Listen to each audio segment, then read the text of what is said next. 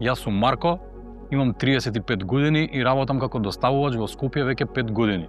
Имам покачен крвен притисок од моите доцни 20, а во последно време и покачени масти во крвта. Кај нас во семејството тоа е честа појава и татко ми и дедо ми имаат исти проблеми. Мојот матичен доктор ми спомнуваше нови лекови кои подобро би ми ја регулирале состојбата, но тогаш тие не беа на позитивната листа и месечно плаќање од џеб беше премногу за мене. Затоа останав на постара терапија, помагаше до некаде, но не беше идеално. Имав денови кога притисокот ми беше нестабилен, а се чувствував уморно и без концентрација. Минатата година тоа се смени, лековите беа додадени на позитивната листа, сега се дупло поевтини и подостапни. Тоа значеше дека мојот доктор конечно можеше да ми ја смени терапијата, а најважно не требаше да се грижам дека ќе ми го наруши месечниот буџет. Macedonia was among the first Western Balkan countries that produced financial protection report. Now we are publishing a new report on the financial protection that follows up on the first report and covers the years 2024. Medicines still remain the biggest drivers for catastrophic payments. However, the new policies that the government is undertaking of including new medicines in the positive list is promising that will further improve the levels of financial protection and lower the levels of catastrophic and impoverishing payments for health.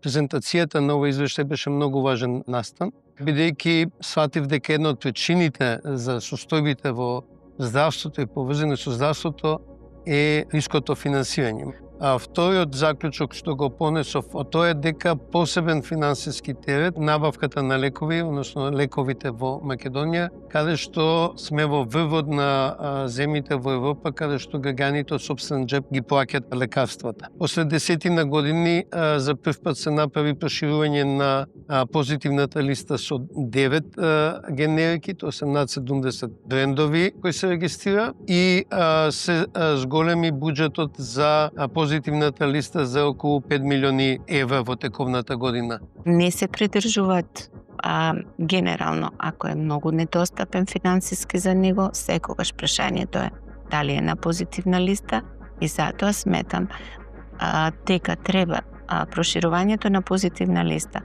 со добри, квалитетни, фиксно дозни лекови ќе подобри здравствената состојба и подобри услугите на пациентите во примерната здравствена. Вклучување на нови лекови во позитивната листа подразбира на еден начин, на еден посовремен третман за нашите пациенти. Промените се тоа што доста поскапи лекови се влезени во позитивна листа и се на некој начин подостапни за пациентите да можат да се ги купат со пониска цена. Сега не се чувствувам малаксан додека работам, подобро спиам и не морам веќе да одам кај специјалист за секоја контрола или лабораторија. Се тоа сега го правам кај матичниот доктор. Се уште плаќам нешто, но тоа е фер.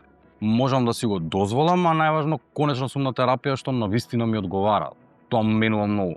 The evidence on financial protection in North Macedonia is part of a broader project to strengthen health financing policy in the Western Balkans, led by the WHO Barcelona Office for Health Systems Financing and funded by the European Commission's Directorate General for Enlargement and Eastern Neighbourhood. The effort supported by the partnership is very much welcome. It's allowed us to engage in a lot of policy dialogue with the government and providers and people, and also to look at evidence for decision making.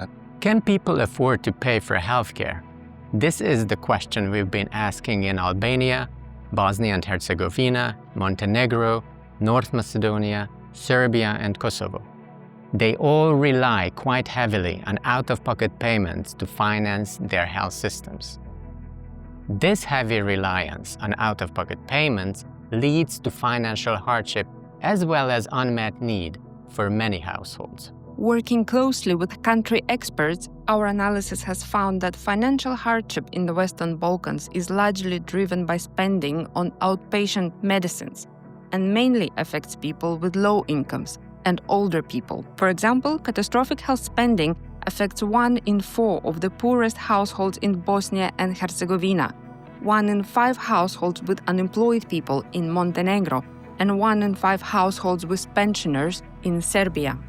Countries can make access to outpatient medicines more affordable by making sure the benefits package covers a wide range of cost-effective treatment for chronic conditions, by exempting people with low incomes and older people from co-payments, by introducing or improving caps on all co-payments, and ideally caps that are more protective for people with low incomes, and by removing any administrative barriers that prevent people from accessing their entitlements. In addition to monitoring affordable access to healthcare, funding from the European Commission has enabled us to train about 100 policymakers and experts through courses in health financing for universal health coverage, and more than 200 experts attended policy dialogue events debating the way forward. By generating new evidence, building capacity, and engaging in policy dialogue, we hope this work will make a real difference to a lot of people like Marco. This project provides policymakers with the data and analysis they need to make progress towards universal health coverage and ensure that everyone can access quality healthcare without facing financial hardship. For in-depth and up-to-date information on financial protection in the Western Balkans, visit UHC Watch, an online platform tracking progress on affordable access to healthcare in Europe and Central Asia.